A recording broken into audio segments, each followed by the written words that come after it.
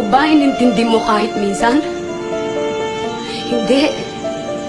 Sana, tuwing umiinom ka ng alak, habang iniitit mo ang sigarilyo mo, habang nilulustay mo yung mga perang pinadala ko, sana maisip mo rin kung ilang pagkain ang tiniis kong hindi kainin para lang makapagpadala ko ng malaking pera dito.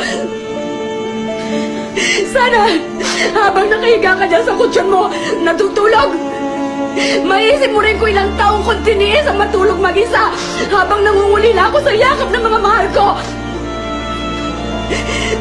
Sana maisip mo kahit konti kung gaano kasakit sa akin na mag-alaga ng mga batang hindi ko kaano-ano. Samantalang kayo mga anak ko, hindi ko man lang kayo maalagaan.